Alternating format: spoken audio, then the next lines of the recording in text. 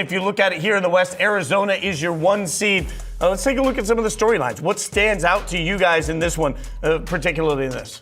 I think Arizona got a good draw relative to the 2 and 3 seed. I think Gonzaga and Purdue are the weakest 2 and 3 seeds. I know Purdue just won the Big Ten tournament as a great run. They were 6-6 prior to that and looked in disarray. We've seen teams make a run through a conference tournament and then flop out in the big dance. They've had some struggles in the past, obviously, in the big dance. I think the hard part for them is Wisconsin, Arkansas. They have the hardest 4-5, but the easiest 2-3. So the bottom half of their bracket, I think, is shapes up the best for them. But that Wisconsin-Arkansas game can be tough. But when you look at that 4-5 matchup, I think the one area in which Arizona dominates you is in the front court, all right? So when you look at Awaka, you look at Krivas, what they do to you, they wear you out over a course of a 40-minute game. And when you look at Arkansas and you look at Wisconsin, I think those are the 2 weakest points of their teams, the front court. So I do think that those matchups, although they're the strongest 4 and 5 seeds, I do think that the ball plays in the favor of Arizona with the way that they beat you down. All right, so then let's take a look at some of the games that are here. It's surprising to me, guys. Like, Miami is taking on Missouri in St. Louis. That feels like a strange decision by the committee. That's a home game. And Vegas feels pretty interested about it, too. That is the closest in terms of 10-7 games. That's a 1.5-point line right now. Missouri is a 1.5-point dog. That is by far the closest of the 10-7 in terms of the line. I like Mizzou here. I think this is a physical game. Both these teams are built inside out, big bodies, physicality on both sides. Who can control the glass? Who can defend better in the paint will be big. And then obviously turnovers become an issue for both teams. I like Mizzou to pull an upset against Miami. You know, to your point, I know Dalen's going to love this, but I got Mizzou winning that game. I have Mizzou winning the next game against Purdue. Well, now we know it's never going to happen, because so do I, bro. That's not good news for anybody. I have Mizzou winning that next game. When you look at what they do defensively, like Dalen said, they're physical, they crash the glass. I love the way T.O. Barrett has been playing. I mean, a 6'4" point guard that has really come along towards the end of the season. Wasn't starting. Now, all of a sudden, he worked his way into that starting lineup due to injuries, and now he kept it. He dominated. Not a great shooter, but at 6'4", big frame, can pick up the ball at the point of attack. I mean, what he can do to Braden Smith defensively is very similar to what Torrey did earlier in the year when they played Purdue. Just some Braden Smith haters on that side of the circle. That's it. He's not wrong. Guilty, I guess. What happens in the pre-production meeting stays in the pre-production. But still, I'm just saying, as we watch today, let me say this gently. It feels like the lack of belief in Purdue was palpable. That's a very nice way to say that. For us, maybe. I think when they write that run right now, everybody saw them in a big stage beat Michigan. So I think people are going to be big on Purdue. I mean, I think we just saw my man Clark Kellogg picked him to win the whole national championship. So people are on Purdue again. I'm more looking at the body work they put up the last 12 games. Yes. And on top of that, what you just said, when you put length and athleticism on Braden Smith and make it hard for him, that is problematic. The same way you can get at them on the offensive side of the ball. They're not going to close out hard on him at all, on the guards, but they're going to still be able to get in the lane and cause some problems.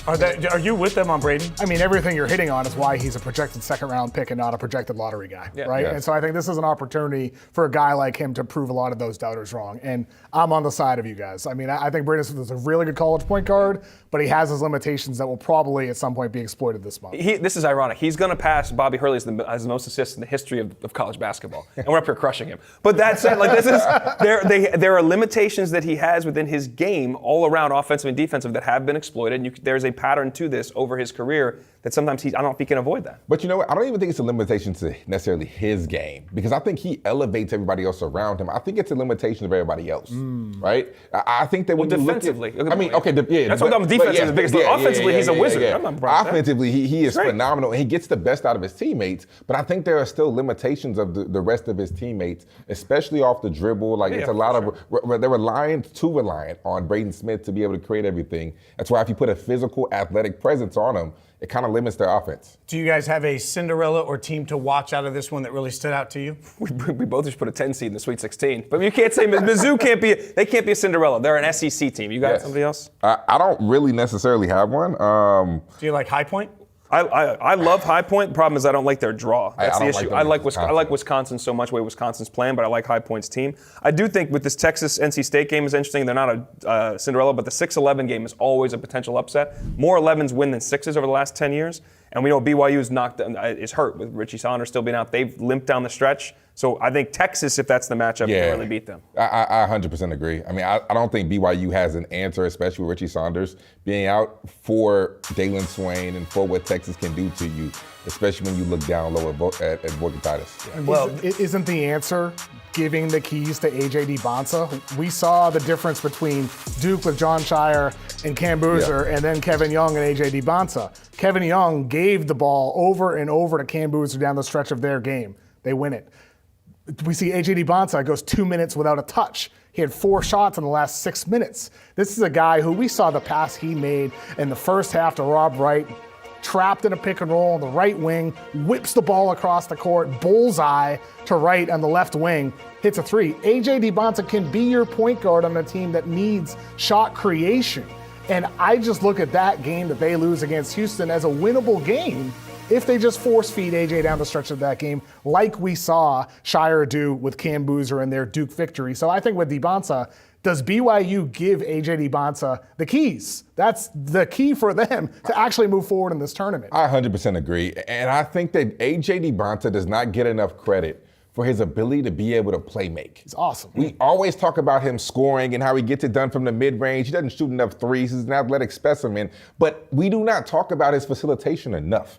And that right there, to me, at 6'9", is the most impressive part of his game. And I think that's the part that gets the most overlooked. Just real quick on BYU, because I'm not arguing with Dybantsa with you. My biggest problem with them is defensively. They don't guard nobody. Through league play, they were the second worst defense in terms of efficiency in that league. And without Richie, it's harder for them to outscore teams. And they haven't played 40 minutes almost all year. They were constantly playing from behind because they did not play at tip. Yes. That's a problem. If they get Texas, that's what I'm saying. Dylan Swain is going to live at the rim. Oh my God. Texas is one of the best offenses in the country. That's the problem. They live at the line. We hadn't even had our first muffin today before I heard Dalen saying, they play basketball on both ends of the court. So this is going to be a theme the whole way. All right, so let's get the picks in for the bracket. King, who do you got on this side? I'm going Arizona, for sure. I'm going Arizona. I think they have a really good draw. I'm going Arizona. Yeah, I'm right there too. I think Arizona's it. Arizona.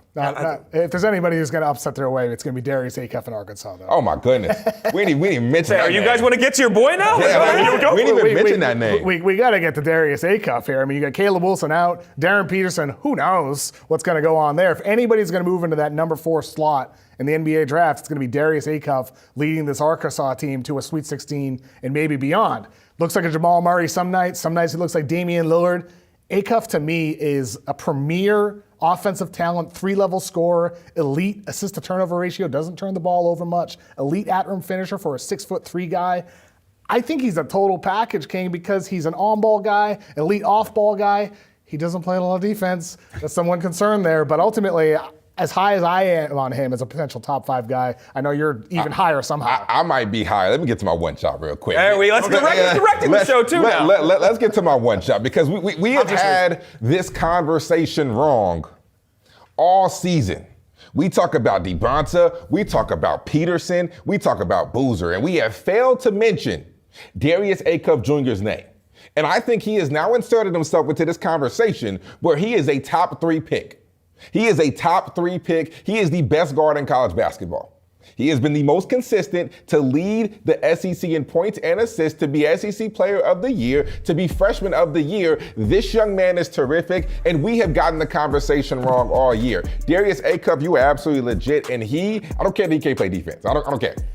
He's asked to do so much offensively that I think that's why his defense kind of suffers. When you're playing 40 minutes and you're the whole team, yes, you're going to suffer on the defensive side of things. However, Darius Acuff is the best guard in college basketball, and because of that, I think he gets into a Sweet 16. Okay, just can I real quick? Go ahead. Because I have to. We can actually have the caveat. He's the best offensive guard in college basketball. When you don't care to play defense, that's a problem. That's an issue. There's a whole side of the floor that matters. He and Malik Thomas are 2 dynamic offensive guards. He more than Malik, but neither of them guard. And Arkansas in this situation, they think they can beat Wisconsin, outscore them. And obviously they just won the SEC title, and they did a good draw. That helped them on that side of the bracket they were on.